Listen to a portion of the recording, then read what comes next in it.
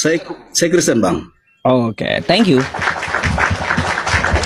Ya, silahkan. Mungkin ada yang perlu kita bahas sesuai judul atau tidak, boleh silahkan. Begini bang, saya mau bertanya bang ya, boleh nggak saya bertanya ini bang? Silahkan mau tanya. Oke. Kira-kira gini bang, kira-kira syaratnya apa bang supaya umat Islam itu masuk surga? Syaratnya cuma satu, dua kalimat, satu Apa itu, kata Bang? dua kalimat. Syaratnya takwa, menjalankan perintah Tuhan dan menjauhi larangan Tuhan. Udah beres. Cuman itu aja bang. Mudah. Terus begini bang, kalau membahas kitabnya orang lain, apakah bisa masuk surga juga bang? Kalau membahas kitabnya orang lain, ya tidak secara konteks atau teks di dalam Al-Quran kami itu dicatatkan bahwa tidak masuk surga atau masuk surga, nggak ada. Jadi saya nggak bisa menjawab Bang. yang ada-ada gitu. Begini bang, berarti misi abang untuk membahas kitab-kitab orang Kristen itu apa bang? Nah, kalau Anda tanya kayak gitu, ya apakah Iya. misi saya? Ya, misi saya untuk menghentikan kekristenan yang menyebabkan toleransi beragama di Indonesia ini jadi hancur. Itu misi saya. Ya, apa yang mendasari saya? Ada 3. Apa itu? 1, ya, di media sosial Al-Quran saya dibahas, Nabi saya dihina oleh orang Kristen. Itu 1, ya. Bukan cuma gitu, satu dua orang apologetnya, orang Kristennya, banyak. Ya, kalau mau saya sebutin, Edis, Bom, Nyaki Ahmad, banyak lagi oknum dari Kristen yang merusak toleransi. Yang mereka kagak bisa baca Quran saya, tapi membahas Quran saya. Lebih baik saya, nih ya, buka kayak gini, pikirkan yang ini di room kalian lah. Jangan bahas Quran saya di situ. Itu yang pertama. Yang kedua, dari Sabang di lapangan ya bang ya, dari Sabang, dari Aceh sampai Papua, dari Sabang sampai Merauke. Jangan ada lagi rumah umat Islam itu diketuk lalu ditawarkan kekristenan. Banyak terjadi, sampai ditangkap Pak RT, sampai diserahkan ke polisi. Lihat di YouTube, banyak banget videonya. Ini adalah pelanggaran dari aturan negara kita. Dilarang menyebarkan agama kepada yang sudah beragama. Biarkan Muslim gitu ya di rumah mereka gitu ya. Untuk apa? Beragama Islam menjalankan perintahnya. Kagak usah ditawarin ketuk pintu. Nanti kalaunya kamu terima ya Kristen, minyakisasi, terigu indomisasi gitu ya, banyak gitu. Itu banyak terjadi bang. Ya kita jangan menutup mata tentang itu. Bukti ada ya, di TokTok atau di YouTube pun juga ada. Silahkan Anda cari, banyak gitu.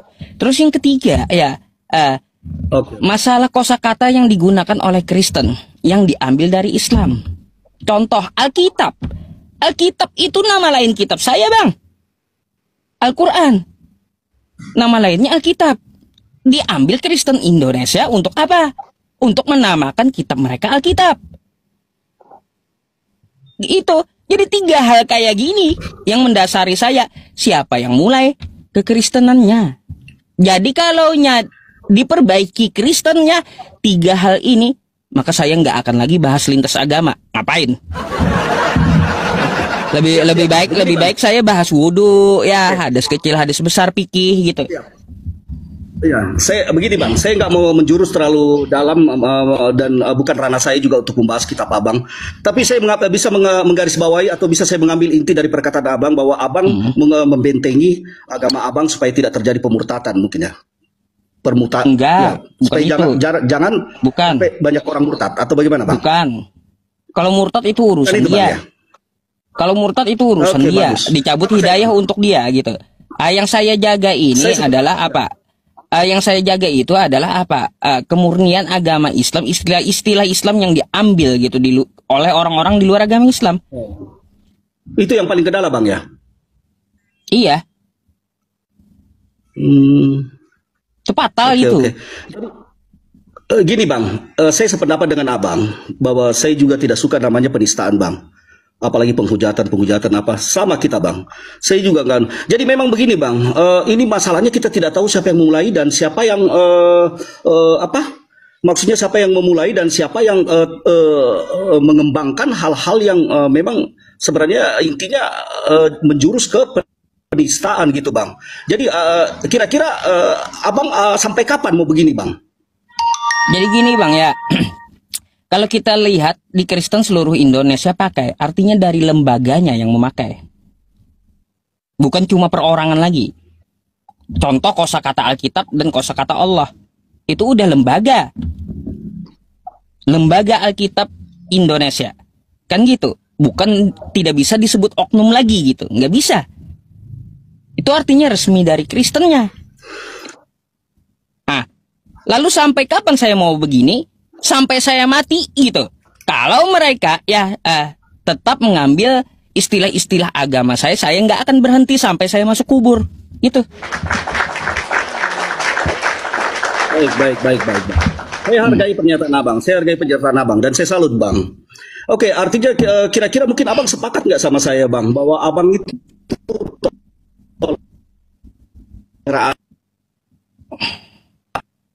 toleransi bang, suaranya lebih dikedepankan atau bagaimana bang? Suaranya putus-putus bang, kayaknya jaringannya. Maksud saya begini bang. Oke bang, maksud saya begini bang. Apakah abang prioritaskan toleransi atau bagaimana bang? Bang, di dalam agama Islam masalah toleransi itu udah diajarkan sejak kelas 4 madrasah. Umat Islam itu diajarin sejak kecil masalah toleransi dan paham betul apa namanya toleransi gitu. Dan kami juga juga dilarang berdiskusi dengan agama lain dengan catatan apa? Menghina. Karena ada ayatnya, wala tasubbul ladzina yad'una min dunillahi fayasubbullaha adwan bighairi ilmin. Janganlah kamu menghina sesembahan orang lain yang mereka sembah selain Allah, karena mereka juga akan menghina Allah tanpa ilmu pengetahuan. Di balik itu, kami juga disuruh berdiskusi. Ud'u ila sabili rabbika bil hikmah wa mau'izatil hasanah wajadilhum billati hiya ahsan. Serulah ke jalan Tuhanmu dengan hikmah, berikan mereka pelajaran yang baik dan ya wa mau'izatil hasanah wajadilhum billati hiya ahsan. Ya, dan berdiskusilah dengan mereka dengan cara yang paling baik. Yang penting tidak menghina, paparkan ilmu, kan kayak gitu. Boleh kita berdiskusi gitu. Kalau menghina di agama saya pun juga dilarang. Masalahnya kayak gitu bang. Siap bang, betul. Saya rasa namanya agama bang ya, agama itu tidak rusak atau tidak kacau bang. Jadi memang pada dasarnya kalau memang ada agama yang mengajarkan sesuatu hal yang mungkin menyimpang dari akal atau watak atau dari karakter manusia, itu sebenarnya sudah salah juga. Bagi saya tidak akan menyembah, saya nggak akan anut agama tersebut bang. Jadi begini bang. Contohnya kayak gimana tadi? Contohnya kayak gimana? Ya maksudnya ada terjadi penyimpangan-penyimpangan bang. Satu contoh begini bang ya, kalau terjadi penyimpangan-penyimpangan, misalnya misalnya begini, ini contoh bang ya, jangan tersinggung atau apa, saya bukan menghujat atau apa ini. Contoh ini, mobil kita sembah misalnya, itu kan menurut logika kita masuk akal nggak mobil kita sembah bang? Itu satu contoh aja bang. Itu secara kasar aja bang. Contoh yang kasar saya berikan. Kalau abang menurut abang masuk akal nggak itu mobil kita sembah bang? Ngapain kita nyembah mobil? Nggak ada perintahnya. Itu contoh aja bang ya, contoh yang etis bagi saya mungkin saya paparkan bang. Jadi yang menarik begini bang, seperti abang mengatakan tadi sebelum saya naik tadi, saya sempat mendengar bahwa abang mengatakan Yesus itu orang berdosa bang. Betul nggak bang?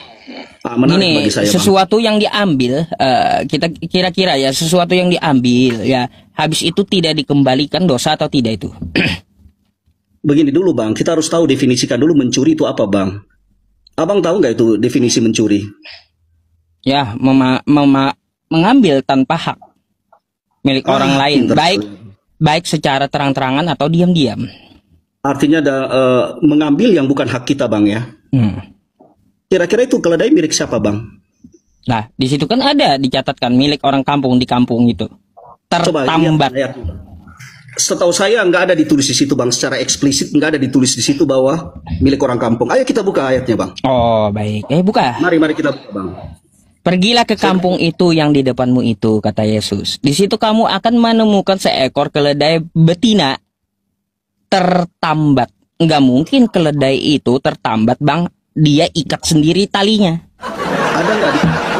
Ada nggak dikatakan Dari situ aja kita udah tahu ada pemiliknya gitu. Jangan Bang. Itu ditambat apa artinya kalau ditambat Bang? Maksudnya ditambat itu apakah itu ditambat itu sebagai apa? Bukti bahwa hak kepemilikan Bang.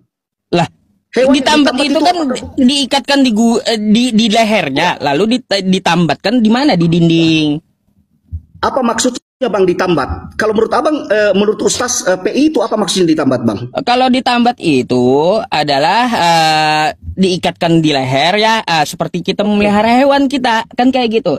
Mau kita di tengah rumah kayak ya, kita ikatkan dia, diikat gitu. Apakah itu sebagai bukti hak kepemilikan? Nah, kalaunya itu bukan sebagai bukti, lalu siapa yang menambatkan? Bisa gitu bentar dulu, gimana sih pikirannya ini ya? Bisakah keledai ikat sendiri talinya? Iya kan aneh ya. Makanya begini Bang, saya bilang Bang ya, tidak ada secara eksplisit dikatakan situ bahwa domba itu milik masyarakat. Coba Bang, saya masuk Islam Bang, kalau ada di situ sekarang begini ya, tidak ada eksplisit kata Anda ya, itu milik masyarakat. Sekarang saya mau nanya, gimana keledai itu cara nambatin talinya? Silakan dijelaskan. Kayak gimana? Apakah keledainya berubah dulu jadi manusia atau kayak gimana gitu? Jadi intinya begini Bang, kok bisa tertambat dia gitu? Gini Bang, itu ditambat sebenarnya bukan ditambat, tertambat. Tertambat kan tidak ada di situ dikatakan Bang siapa yang tambat Bang. Lah, ada nggak dikatakan kalau dia tertambat berarti ada yang melakukan penambatan, gimana sih? Ada nggak dikatakan Bang? Itu kan imbuhannya tertambat.